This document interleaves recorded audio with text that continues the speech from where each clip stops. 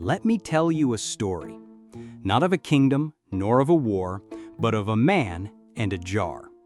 Every month he earned just enough to cover the needs of his home, the meals on his table, the clothes on his back, and the small pleasures he allowed himself to enjoy.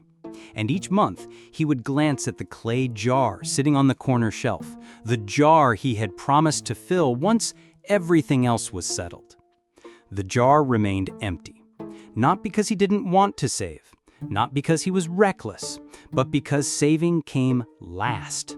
After the bills, after the fun, after the pressure, after the impulse, after the regret. This, my friend, is the empty jar myth. The illusion that someday, somehow, there will be something left to save. It's a lie wrapped in good intentions. And it is the lie that keeps millions poor despite decades of effort, work, and trying their best.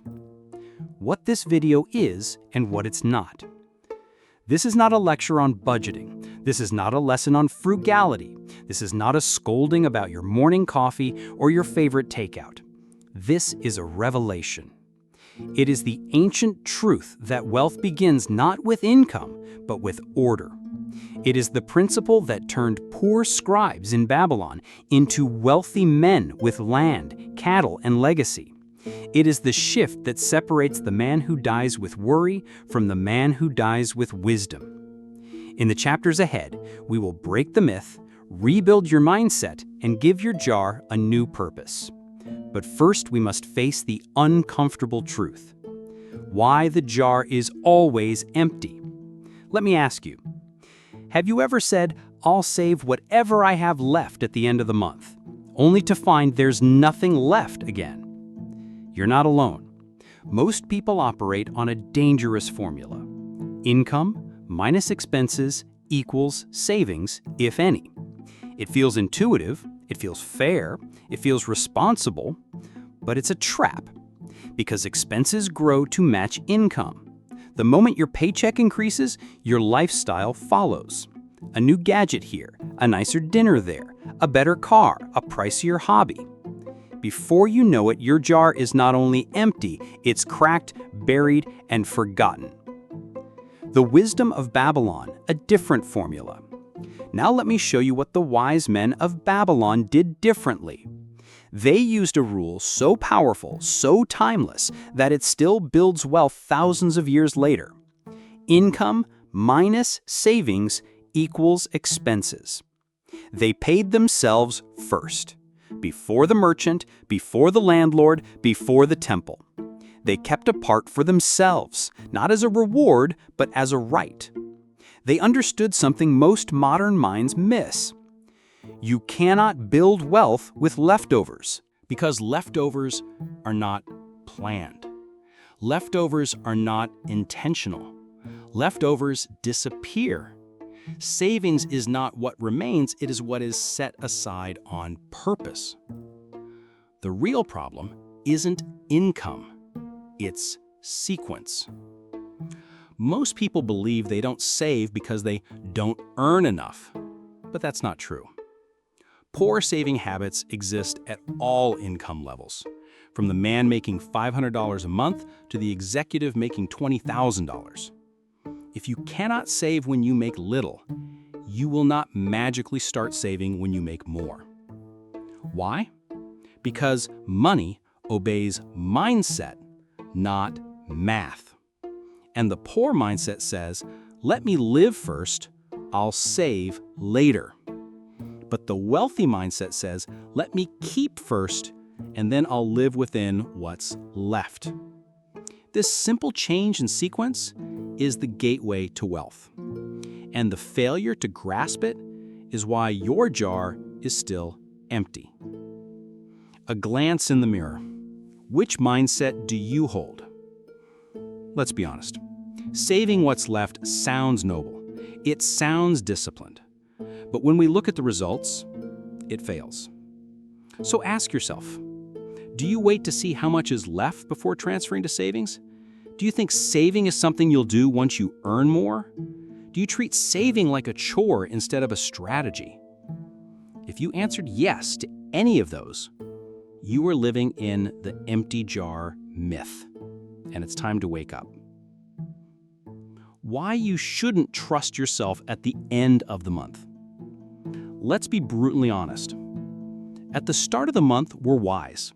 We plan, we promise, we intend. But by the end, we're tired, we're stressed, we're impulsive. By then, the money is already emotionally spent. You tell yourself, just this once, you believe next month will be different. You convince yourself, I deserve this. But every time you leave saving for the end, you leave it to your weakest self, the version of you that's worn out by life. Saving, then, must happen before the world gets its hands on your paycheck. This video will teach you how to fix the sequence. In the next chapters, we will reveal the hidden psychology behind why saving last never works, study how ancient Babylonian wisdom designed a system of wealth for ordinary people, break down the modern lies that make you feel guilty, ashamed, or behind, teach you exactly how to save first, even if your income is modest, and give you a step-by-step ritual of wealth building rooted in timeless wisdom. This is not financial advice, it is financial awakening. And it begins when you finally admit, I cannot keep waiting for money to be left over. I must begin by setting something aside. That is the first commandment of Clayson. That is the first principle of wealth.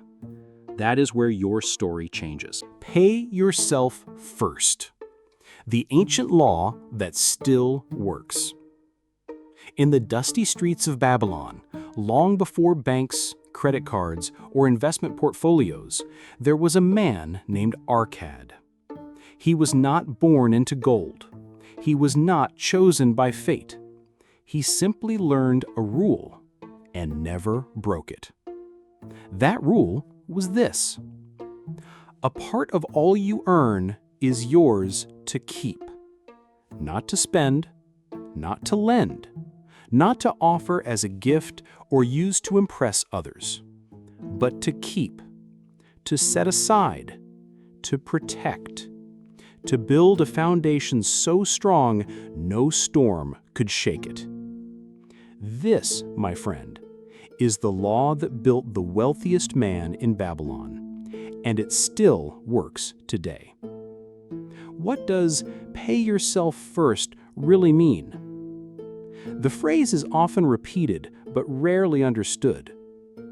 To pay yourself first means to take a fixed portion of your income before anything else and set it aside as yours. Not for rent, not for groceries, not even for debt. Yours. As if you were a creditor. As if you were the most important person in your financial world. Because you are. The problem, you pay everyone else first. Let's walk through a typical payday. Your salary arrives. You pay the landlord. You pay the phone bill. You pay the car loan. You buy food. You cover last month's overspending.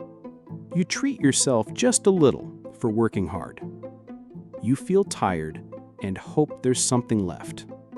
There isn't, because you paid everyone else and left yourself for last. You've become the servant of your money instead of making money serve you. Imagine if you were a business. Think like this. If your money were a business and you were the owner, why would you let everyone get paid before the owner? Would a company survive if it paid customers, vendors, and marketers, but never the founder? That's what most people do with their finances. They build wealth for landlords, utility companies, restaurants, and lenders, but never for themselves. Wealth begins when you start respecting yourself in your financial system. But I don't make enough to save, or do I? This is the most common excuse, but it's rarely true. The real problem is expectation. You expect to live at the highest lifestyle your income can afford. You believe comfort now is more important than security later. So when I say, save 10% of every dollar you earn, you hear, live with 10% less. And it scares you. But here's the truth. You don't need more income to save. You need different priorities. Even if you earn just $300 a month, saving $30 is possible. Not easy, but possible. It's not about how much you save. It's about the habit. The jar is not filled by the size of each coin, but by the consistency of the deposit. What happens when you pay yourself first? Let's say you decide to keep 10% of every paycheck. Month 1, you feel the pinch. Month 2, you adjust. Month 3, you realize you didn't need as much as you thought. Month 6, you feel proud. Month 12, you start to see options, real ones.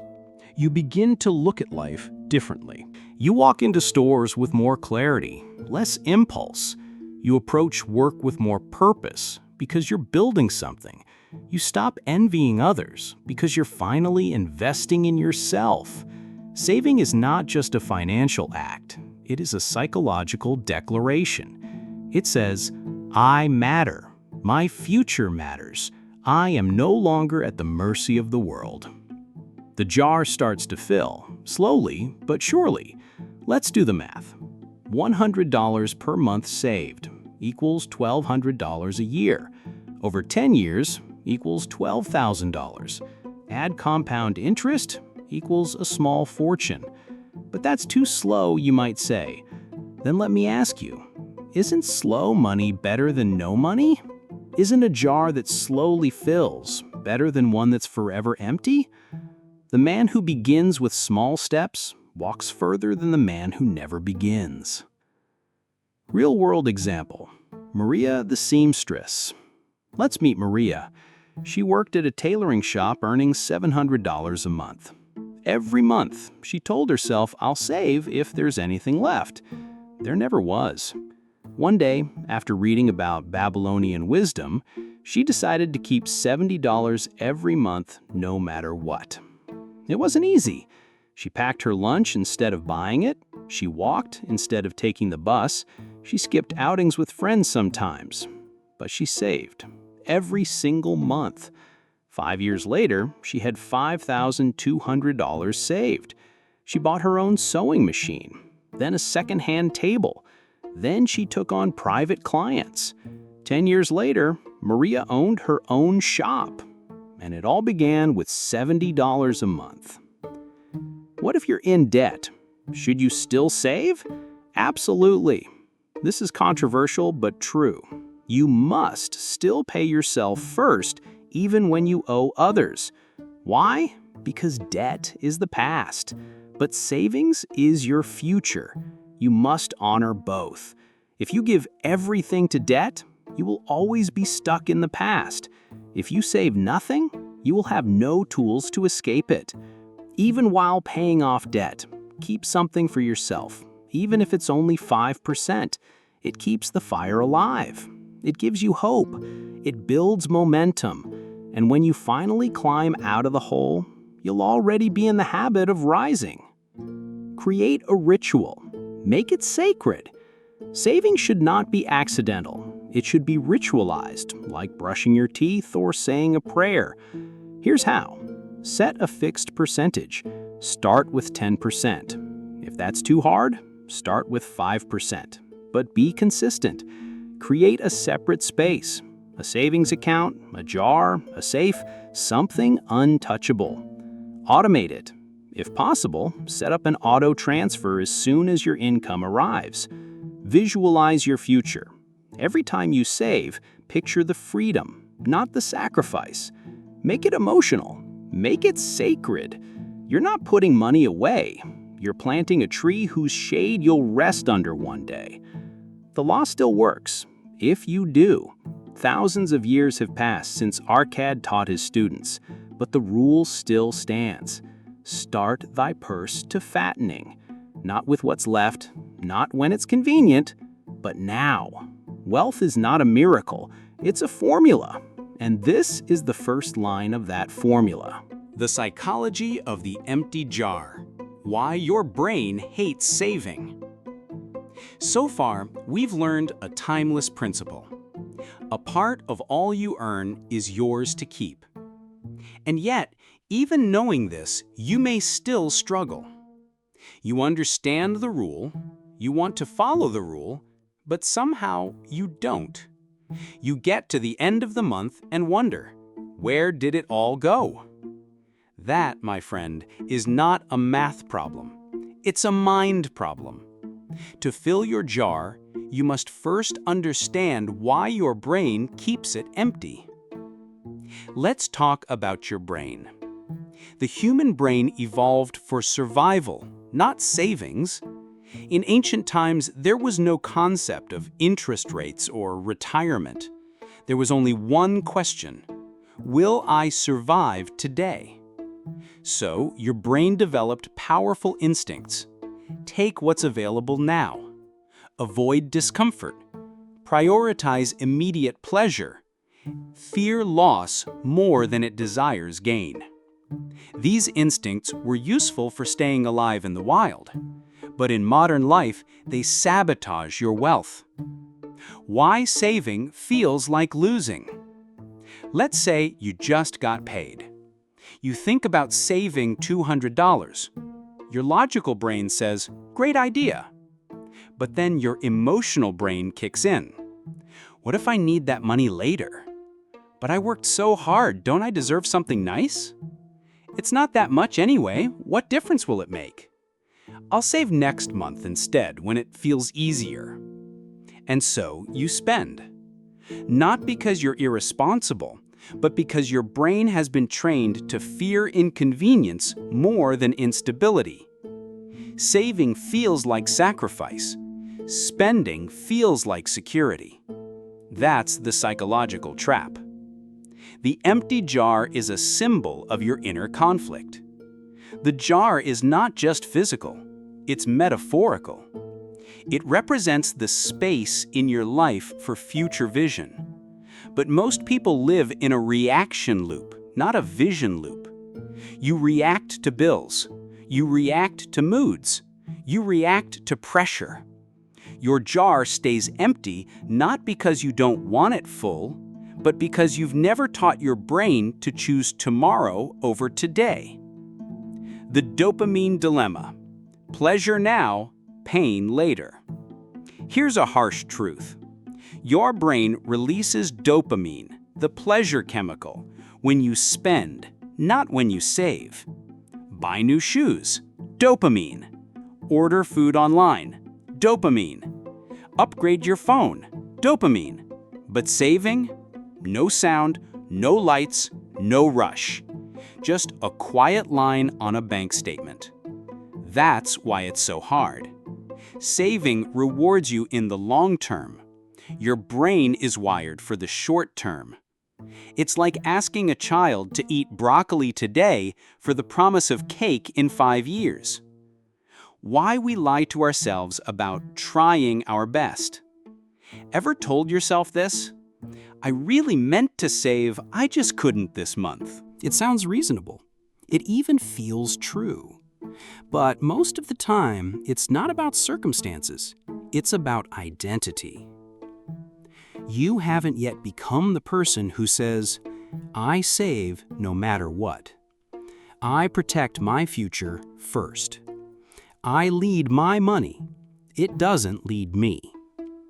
Until you adopt that identity, your brain will keep finding ways to justify delay, exception, and avoidance. Money scripts, the stories you inherited. Let's go deeper.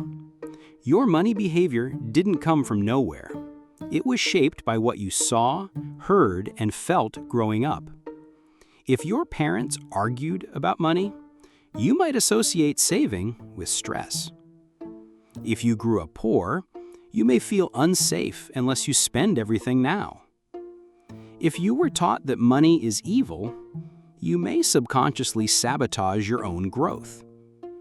These are called money scripts, and they run silently in your mind. Until you rewrite them, they'll keep your jar empty no matter how much you earn. The Babylonian reframe. Saving as strength. Let's flip the script. The Babylonians didn't see saving as sacrifice.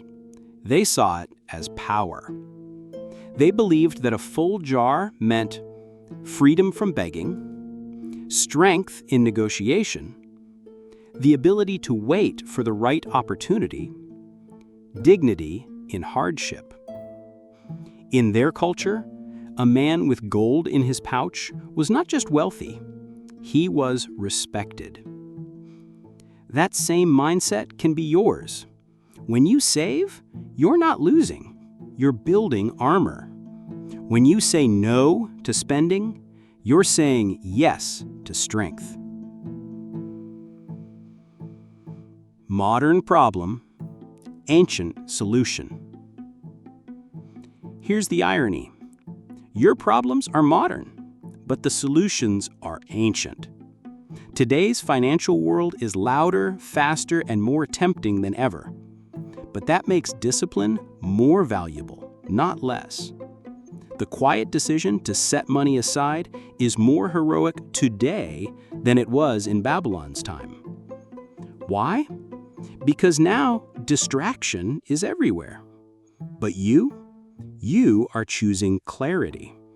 You are choosing the slow, powerful road. A simple exercise to rewire your mind. Let's try something practical. For the next 30 days, do this. Every time you save money, no matter how small, say it aloud. I choose my future over my feelings. Every time you're tempted to spend impulsively, pause for 5 seconds and ask, will this matter in 5 years? Write down one thing your savings will allow you to do someday. This exercise may sound simple, but repetition rewires. In time, your brain will start to associate saving with pride, not pain. The truth no one tells you. You've been led to believe that saving is for the rich, that you must first get ahead to start building wealth. But the truth is, you get ahead by building wealth, even in small, silent steps. And every time you choose to fill your jar, you are defying a system designed to keep you broke, tired, and dependent. Your brain may resist, your friends may not understand, but your future self, he will thank you. And one day, when the jar is full and opportunity knocks, you won't need to borrow. You won't need to beg. You'll simply open the jar and step forward with confidence. The illusion of just one more month. How postponement destroys wealth. Let's start with a sentence that has cost people more money than any bad investment. I'll start next month. Next month, when things calm down. Next month, when the bills ease up. Next month, when I get that bonus. Next month, when I feel more ready. But next month never comes. Why?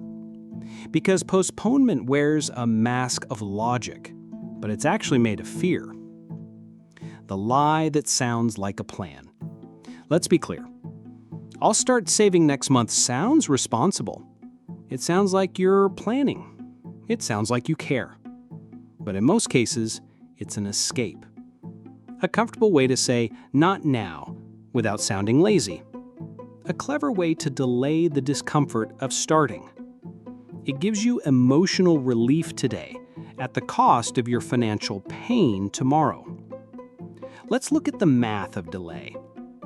Let's imagine two people. Liam, who starts saving $100 a month at age 25. Noah, who starts saving the same amount but waits until age 35. Assume both save until they're 65 and earn 7% annual return. At age 65, Liam will have $240,000 plus. Noah will have only $120,000. That 10-year delay cut his wealth in half. Not because Noah was irresponsible, not because he didn't save, but because he said "not yet" too many times. Postponement wears a mask of logic, but it's actually made of fear. Postponement is a thief in a suit. Procrastination in daily life is annoying, but in finance, it's destructive. Because wealth depends on time, habit, momentum, and postponement destroys all three. Each time you delay, you lose compound interest, strengthen the habit of inaction, stay in emotional debt to your future self.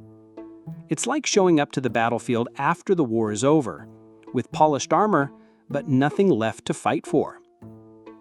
Why should now always feel inconvenient? There will never be a perfect time to save. Not when you're paying off debt, not when inflation rises, not when you're starting a family, not when your paycheck is small. Because life will always be loud. There will always be a reason to wait. That's why wealth is built by those who act, not when it's easy, but when it's inconvenient. Real life case, the taxi driver with 17 cents. In ancient Jerusalem, a modern-day story unfolded. A taxi driver named Ezra earned barely enough to feed his wife and 2 children. But after reading a copy of The Richest Man in Babylon, he made a vow. I will save the first coin of every day. Just one coin. Some days it was only 17 cents, but he did it every single day. 10 years later, Ezra had saved enough to buy his own second-hand taxi. He worked longer hours, but kept saving the first coin. 10 years after that, he owned 3 cars and employed other drivers. And it all began with the coin he could have postponed. The emotional danger of delay. When you postpone saving, you don't just lose money. You lose self-trust. You begin to doubt your discipline, lower your standards, accept a smaller version of yourself. It becomes easier to believe, maybe I'm just not good with money. But the truth is, maybe you've just postponed too long to remember who you could have been. Build a saving identity now, not later. Identity is built by action, not intention. You can't become a saver by reading books, or watching videos, or dreaming about someday. You become a saver by saving. Even if it's $1, even if it feels ridiculous, even if others laugh. Because your jar doesn't care about amount. It only knows empty or not empty. And when you drop that first coin, you break the illusion of not yet. Create a deadline. Make the invisible visible. One of the reasons postponement thrives is because it's undefined. So here's a tactic. Pick a specific day to start within the next 7 days. Tell a friend, sibling, or even write it on your wall. Set a reminder on your phone with this phrase, "Your future depends on this." Make it real. Make it urgent, because waiting kills wealth quietly. The hardest part is the first step. Here's what most people don't realize. The first deposit is the most emotional. The first $100 feels harder than the next $10,000. The first time you say no to yourself feels like war. But once you begin, the pain fades and is replaced with power. Soon, you'll wonder why you didn't start earlier. And then you'll look around and realize most people are still saying, next month. But not you. You broke the spell. You picked up the coin. You gave your future a vote. And that, my friend, is how the jar begins to fill. The jar before the storm. Why saving is your first line of defense. Let's shift the lens.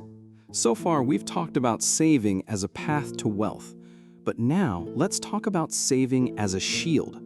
Because sometimes the question isn't, how can I grow rich? But rather, how can I survive what's coming? When the storm comes, and it will, there are storms in every life. Job loss, sickness, family emergencies, car repairs, economic downturns, unexpected bills that knock the wind out of you. Most of them don't announce themselves. They don't ask if you're ready. They just arrive.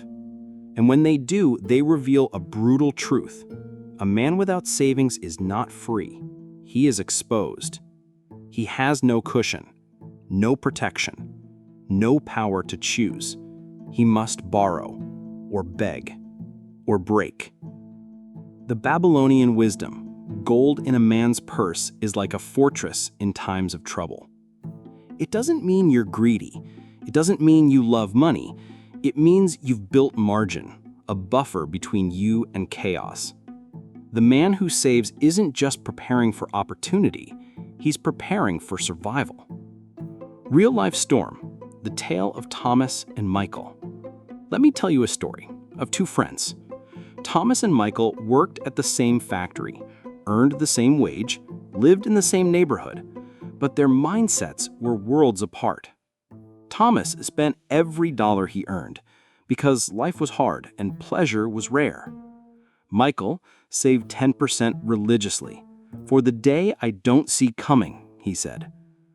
Then came the storm, a massive layoff. Both lost their jobs. Thomas panicked. He begged family for rent, took high-interest loans. Within weeks, he was drowning in stress, doubt, and desperation. Michael? He opened his savings jar. 6 months of expenses, calmly waiting. He focused on finding better work. He slept at night. He kept his dignity. Same income, same city. One had a jar, one had regret. Savings equals choice in times of crisis. Here's what people forget. Savings buys time. Time buys clarity. Clarity leads to better decisions. When you're in crisis and broke, you accept bad job offers, sell assets in desperation, say yes when you mean no, damage your long-term self for short-term survival. But when you've saved, you breathe, you think, you choose, not just react. In a storm, the jar isn't a luxury, it's a lifeboat. Emergency funds are your invisible bodyguard. Most financial experts say to keep 3 to 6 months of expenses saved, not because it'll make you rich, but because it gives you resilience. That savings becomes your job loss buffer, health emergency cushion, insurance against anxiety, power to walk away from toxic situations. Without it, everything becomes urgent. With it, you regain control. The psychological peace of "I'm covered." It's hard to overstate the peace that comes with knowing, if things go wrong, I have a plan. You sleep deeper. You walk taller. You negotiate better. You stop being afraid of your mailbox or your inbox. The jar doesn't just hold money. It holds mental stability. And that stability is rare in a world of people living paycheck to paycheck, just one broken tire away from despair. Excuses people use to avoid building the jar. Let's be honest about the lies we tell ourselves. I'm healthy. I don't need that. My job is stable. I'll figure it out when the time comes. Emergency funds are for older people or families. But the storm doesn't care how old you are. It doesn't ask if you're employed. It doesn't wait for you to be ready. And when it comes, your excuses won't help you. Only your jar will. How to build a storm-proof jar even if you're broke. Let's say you're earning just enough to get by. Still, you can begin. Start small, start now, start sacred. Open a separate space, a savings account or envelope labeled defense. Pick a percent or fixed amount. Even $20 a month counts. Automate it if possible so your emotions don't interfere. Don't touch it unless it's truly an emergency. Track storms you've survived and what they cost you. Over time, you'll see this jar isn't for wealth, it's for safety. And safety, friend, is priceless. A line from the ancient scrolls. One clay tablet recovered from Babylon bore this line: "He who lays aside grain before the flood will not starve when the river rises." We no longer store grain, but the principle lives on. Modern translation: he who saves before the crisis will not panic when it arrives. You don't need to see the storm to prepare. You just need to believe it's coming, because it always does. Saving is not sacrifice. It's strategy, reframing the narrative of deprivation. Let's confront an uncomfortable belief. If I save, I'm going to miss out. That idea lives in the minds of millions. It's subtle, but powerful. It whispers, life is short, enjoy it. What's the point of working hard if I can't spend freely? Saving means I'm limiting myself. But what if I told you that belief is not freedom, it's programming? And what if I told you that saving is not sacrifice at all? It's strategy. Where the sacrifice story comes from. Many of us grew up equating saving with pain. Watching our parents say no to things we wanted, hearing adults say we can't afford it with a tired voice, seeing saving as something people do when they're struggling. Over time, the brain makes this link. Saving equals lack, spending equals abundance. But that link is false. It's emotional, not financial, and it will keep your jar empty forever. The wealthy save not because they have to, but because they want to. Here's a secret. Most wealthy people you admire, they save not because they're cheap, but because they understand control. They see saving as a move on the chessboard, not a punishment from the universe. They delay gratification not to suffer, but to multiply options. They trade small now for greater later, not because they're frugal, but because they're smart. You don't see their jars, but they're there, quietly giving them power, privacy, and peace. The real cost of spending is not the money. Let's say you spend $300 on a new gadget. The real cost? You lose the money. You shrink your safety margin. You delay your freedom. You feed the habit of impulse. You feel good for 3 days and then nothing. Now let's say you save $300. You gain a buffer for bad days, a step closer to a dream, a vote for the person you want to become, a sense of inner strength. That's not deprivation, that's domination. A Babylonian shift from consumer to commander. In the markets of Babylon, the difference between a commoner and a wealthy man wasn't just what they bought, it was how they thought. Commoners asked, "What can I afford right now?" The wealthy asked, "What moves me closer to my vision?" Commoners lived in emotion. The wealthy lived in strategy. When you save, you're not saying, "I can't have this." You're saying, "I choose to have more later on my terms." That's not sacrifice, that's sovereignty. Let's reframe the language. Words shape perception. So let's stop saying, "I can't afford it." "I have to save." "I'm trying to be good with money." And start saying, "It's not part of my plan right now." "I'm building options." "I choose control over craving." This small shift changes everything. Because now, saving isn't what's taken from you, it's what you give to yourself. real-life story. The man who saved by design. Marcus was a middle school teacher in Ohio. He didn't earn much, but he treated his money like a military operation. He created a spreadsheet, a goal, a mission. He didn't say, "I'm broke." He said, "I'm in building mode." While others went on vacations they couldn't afford, Marcus took weekend hikes. While others financed luxury cars, he drove a reliable old sedan. While others laughed at his lunchbox, he was silently building a down payment for a home. At 35, Marcus bought his first property, cash down. At 40, he owned 3. He never said, "I'm sacrificing." He said, "I'm planning." How to save without feeling like you're losing. Let's get tactical. Here's how to make saving feel empowering, not punishing.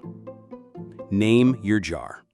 Don't just call it savings, call it Freedom Fund.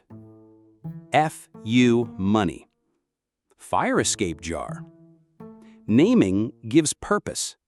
Purpose gives power. Visualize the reward. Tape a photo of your goal to your wallet, phone case, or savings app. Let your vision override the craving. Celebrate deposits. Treat every saving moment like a win, no matter how small. You just beat the system. That's worth a smile. Gamify it. Track streaks. Challenge yourself. Make it fun. Surround yourself with builders. If all your friends live paycheck to paycheck and shame frugality, find new energy. You're building a fortress. Don't build it in the middle of a circus. Saving is self-respect in action. The world will tell you, you only live once. Treat yourself. Money comes and goes. But here's what the wise know. You only live once, don't waste it broke. Treat your future self with the same love you treat your present. Money comes, but only stays if you respect it. Saving is not a restriction. It is a reward for those who lead themselves. It's not punishment. It is the proof you're playing a longer game than the crowd. Why 10% is the magic number, and what happens when you treat it as non-negotiable. A part of all you earn is yours to keep. The Richest Man in Babylon. But how much is a part? How much should you keep? The answer, passed down through generations, etched on Babylonian clay tablets, and echoed in modern financial wisdom, is clear. 10%. Not because it's trendy, not because it's convenient, but because it works in every century, in every currency, in every culture. Why 10%? Why not more or less? Let's break it down. Less than 10% and progress feels too slow. You won't feel momentum. Motivation fades. More than 10% and it may strain your lifestyle too early, leading to inconsistency. But 10%? It's the perfect balance between challenge and sustainability. It's just enough to be meaningful, but not so much that you burn out. It's small enough to begin immediately, but big enough to change your life over time. 10% builds 2 things at once. Most people see savings as building just one thing, money. But 10% does more than grow your bank account. It builds wealth, obviously. Identity, invisibly. Each time you save that 10%, you're casting a vote for the person you want to become. A person who thinks ahead. A person who chooses purpose over pressure. A person who refuses to be broke ever again. That's what makes 10% magic. It builds you. Why 10% must be treated like a law, not an option? Here's where most people fail. They say things like, "This month is tight, I'll save next time." Let me just cover this bill first. I'll do 5% this time and make it up later. But when you treat 10% as optional, it always disappears. The solution? Treat 10% the way you treat taxes. You don't negotiate with taxes. You don't delay them, forget them, or skip them. You just pay them. Imagine if you treated your future self with the same seriousness. That's what the Babylonians did. They paid themselves first, without debate. The jar is your tax to freedom. Think of your savings jar like this. It's not an extra, it's not a bonus. It's your private tax for freedom. You don't get the right to dream big while refusing to feed your own future. The moment that 10% becomes non-negotiable, your entire relationship with money changes.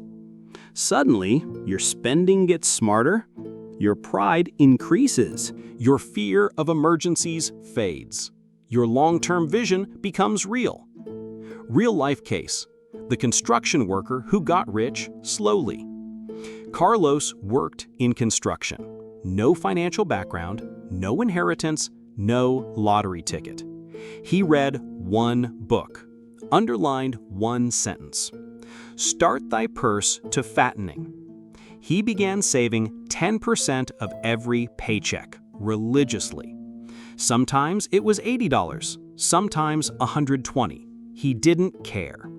He opened a separate savings account, treated it like rent to his future. 10 years later, he had $20,000. Not flashy, not fast, but real. He used it as a down payment on a small rental home, rented it out, reinvested. At age 52, he owned 5 properties, debt-free. All from one rule: save 10% always. Excuses that kill the 10% rule and how to kill them back.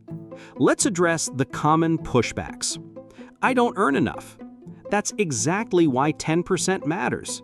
If you can't save 100 from 1,000, you won't save 1,000 from 10,000. I'll start when I make more.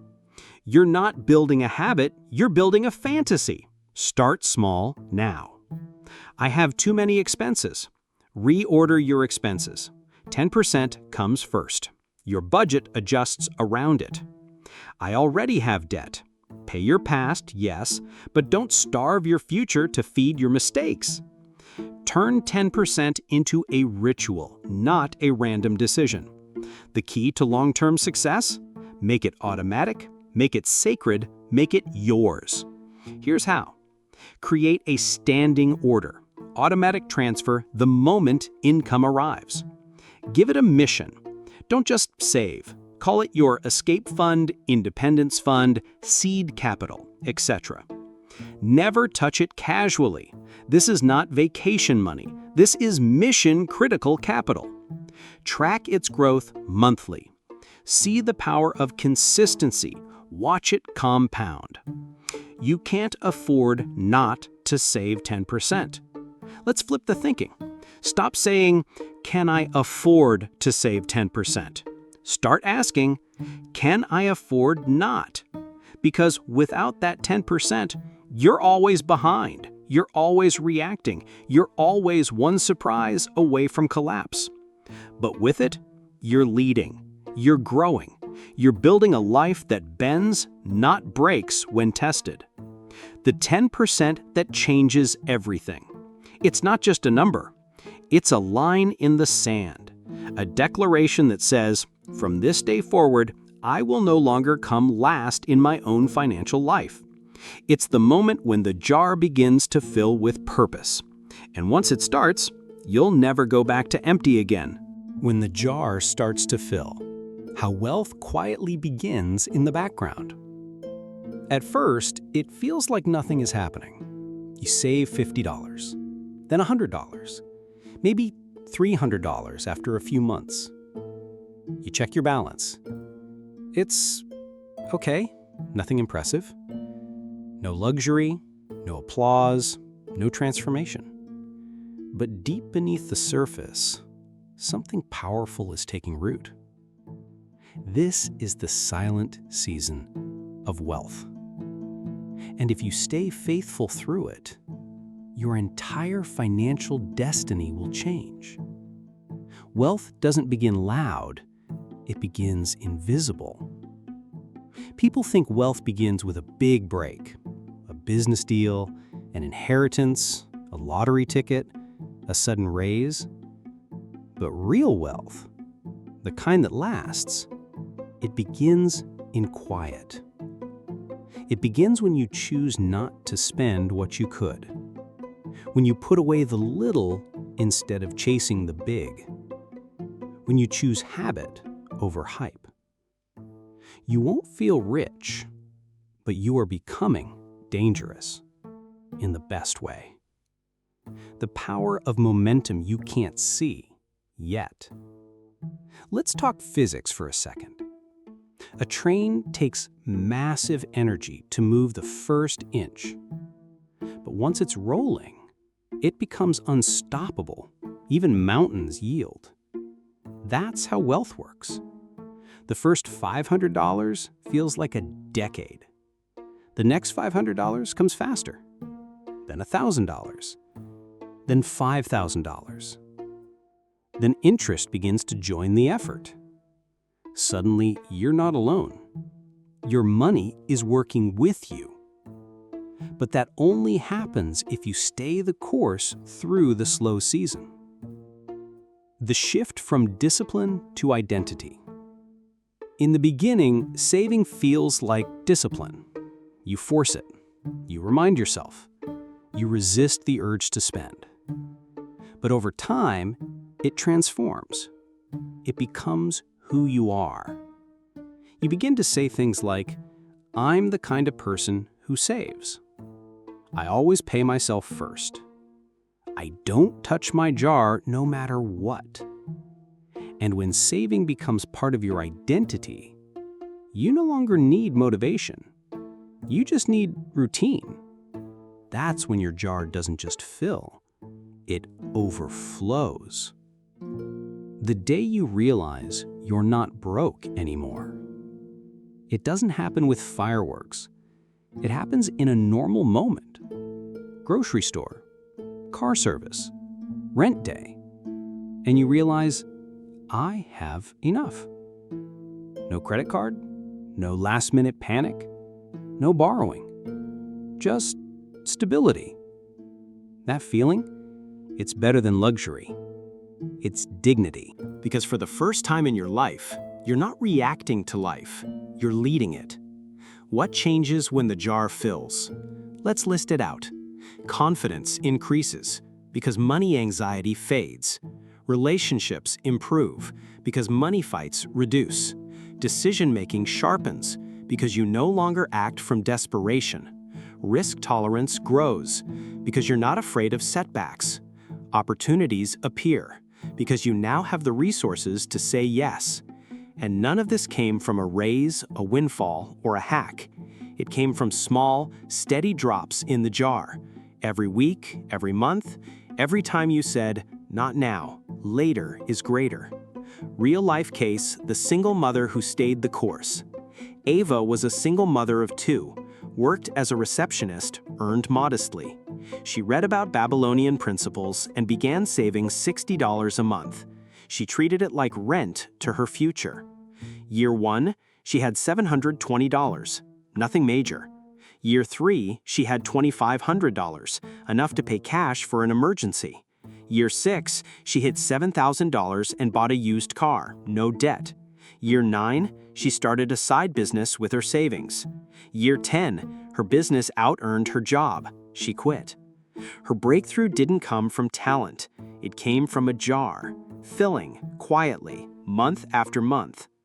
The world doesn't notice yet, but you will. Don't expect applause. No one celebrates you for saving. They notice when you spend big, not when you save consistently. But that's okay, because you'll feel it. In your sleep, in your shoulders, in the way you say no without guilt, in the way you walk through life with a quiet smile. Your jar may still look small, but what it represents is enormous. A warning: this is when most people quit. Ironically, right when the jar begins to fill, some people stop. They think, "I've got enough now. I can loosen up. I deserve a treat. This saving thing was just a phase." And in a few months, the jar is empty again. Don't be that person. Because what you're building isn't a goal, it's a lifestyle. There is no finish line. Only freedom, only options, only strength.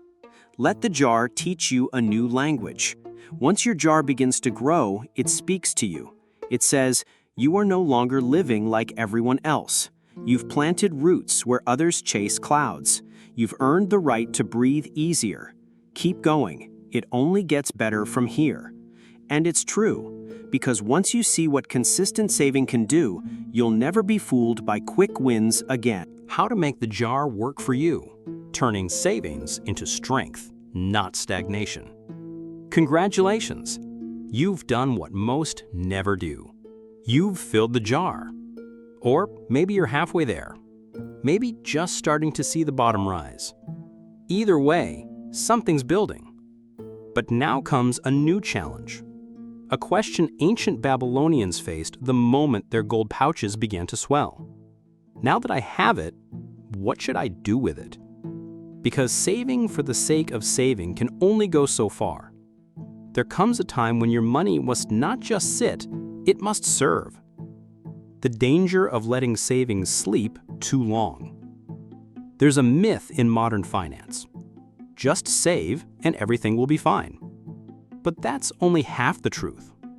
Yes, saving comes first, but if you let that money sit, untouched, unassigned, and unstrategic for too long, inflation quietly eats it. Temptation eventually drains it. Fear keeps you hoarding. Growth potential is wasted. Your jar becomes not a tool, but a prison, a symbol of someday that never arrives. That's not wealth. That's stagnation. Babylon's second law: make thy gold multiply. After learning to fatten thy purse, the next instruction was clear. Put each coin to work that it may reproduce its kind. In other words, money must have a job.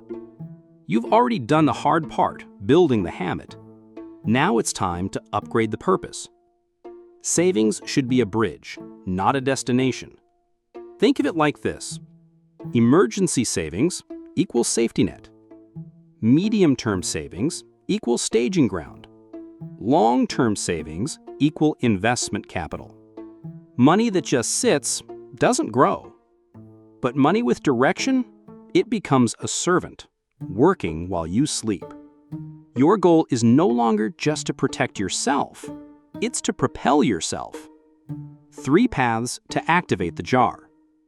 Let's turn theory into strategy. Here are 3 proven ways to make the jar work without losing its protection. 1. Divide the jar into purpose pools. Don't treat your savings as one big pile. Break it into missions. Emergency fund, 3 to 6 months of expenses. No touch unless crisis. Opportunity fund. Use it for new ventures, business ideas, real estate, or career moves. This structure helps you think strategically, not emotionally. Let your savings birth investments. Once your emergency fund is solid, the next portion should begin working. That doesn't mean wild speculation. It means slow, intelligent, value-driven deployment. Start small. A low-risk portfolio. A side hustle startup. Training that increases your income. A piece of land. A high-interest savings account for those still building. Babylonians didn't bury gold. They lent it to merchants, invested in caravans, and grew their wealth through commerce. You must do the same. Let your coins have children. 3. Use savings to buy time and leverage. Not all returns are monetary. Sometimes the best use of your jar is to buy back your life. Examples: quit a toxic job and search with dignity. Take a sabbatical to build a business. Fund time to care for a loved one. Reduce hours to focus on mental health. Hire help so you can scale what you do best. Your jar gives you more than security. It gives you leverage. Leverage is the most underrated form of wealth. Real-life story: the accountant who bought her freedom. Danielle was a CPA, worked long hours, hated every Monday. She saved faithfully for 6 years, built a $45,000 jar. Everyone assumed she'd buy a house. She didn't. She used it to take a 6-month break, travel alone for the first time, learn web design, start freelancing. 2 years later, she owns her own firm, makes less, but lives more. Her jar didn't buy things, it bought herself back. Signs it's time to make the jar work. You'll know you're ready when your emergency fund is stable, your monthly savings are consistent, you feel stagnant, not stretched. Your goals require movement, not more money. If you feel stuck even while your account grows, your money is bored. And bored money invites bad decisions or wasteful spending. Put it to work before it puts you to sleep. Don't fear losing, fear letting it rot. Some people freeze when it's time to invest. They say, what if I lose it? What if I pick the wrong thing? What if I'm not ready? But they never ask, what if I wait too long and miss everything? Or, what if my fear of failure costs me more than a small failure would? Remember, money without motion becomes decay. You didn't build your jar just to stare at it. You built it to be a launch pad. The true role of the jar. Let's be clear. Your jar is not your dream. Your jar is not your identity. Your jar is your foundation. You are not the amount in your account. You are the person who had the discipline to create options. That means you now have responsibility to deploy, to expand, to lead. The jar is not the end of your journey. It's the start of your power. The final shift from jar to flow, how the wealthy keep the cycle alive forever. So far, you've learned to break the empty jar myth, pay yourself first, build discipline, reframe saving as power, commit to the 10% rule, watch the jar begin to fill, and activate that money into motion. But now one final lesson remains, one that separates the financially free from those who simply have a full jar sitting in silence, the shift from saving to flowing. Because wealth isn't just about what you keep, it's about what you circulate, wisely, intentionally, continuously. The jar is not the end goal, it's the gateway. Let's go back to Babylon for a moment. In the final teachings of Arcad, the richest man in the land, he spoke not just of saving, but of using gold to create continuous income. He didn't store wealth, he flowed it. He built streams, not ponds. Ponds dry up, streams endure. That's your next stage. What is financial flow? Financial flow is the ability to save automatically, invest regularly, reinvest returns, maintain healthy cash liquidity, support causes you care about, buy time, not just things, sleep peacefully knowing your system is self-sustaining.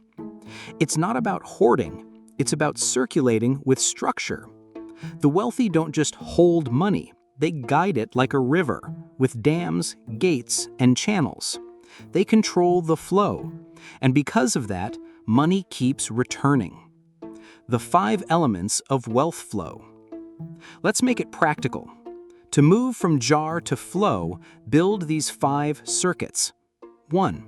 The input circuit. Earn, save, allocate. Every dollar that comes in should be respected, be divided, be assigned. You no longer say, I got paid. You say, my system received fuel. 10% to savings, 10% to investment, 10% to personal development or margin. The rest, living well, but within design. 2.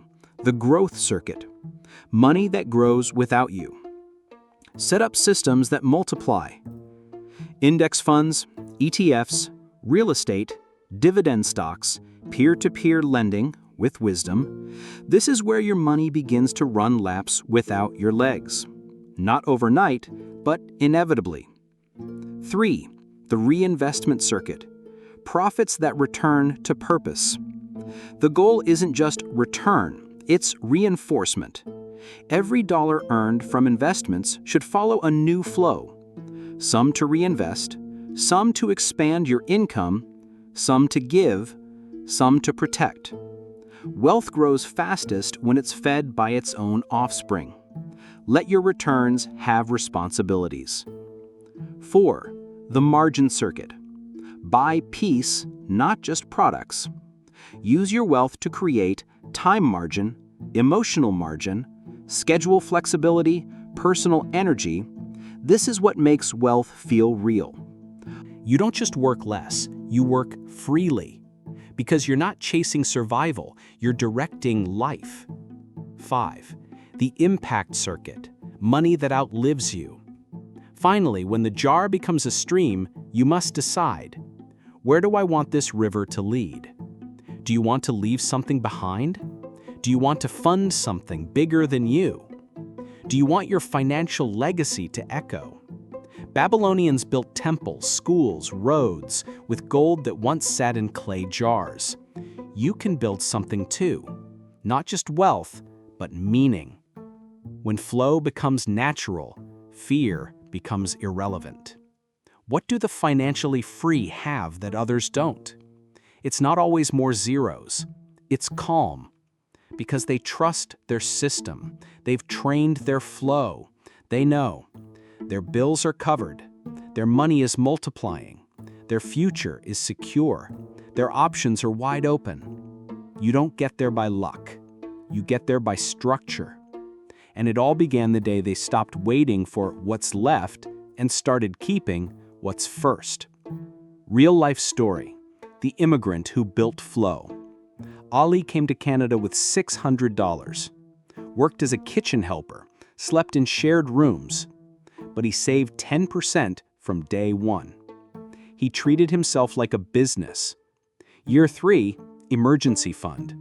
Year 5, invested in a food truck. Year 7, bought a rental property. Year 10, managed cash flow across 4 income streams. He didn't chase riches. He designed circulation. And that circulation now runs with or without him. His jar still sits on the shelf, not as a necessity, but as a reminder of where it all began. The final lesson from Babylon. Gold is reserved for those who understand its nature and give it noble tasks. Let that be your mantra. Let your gold serve. Let it grow. Let it protect. Let it flow. And never again let it depend on what's left at the end of the month. Final words, from jar to journey. This wasn't just a video. It was an awakening.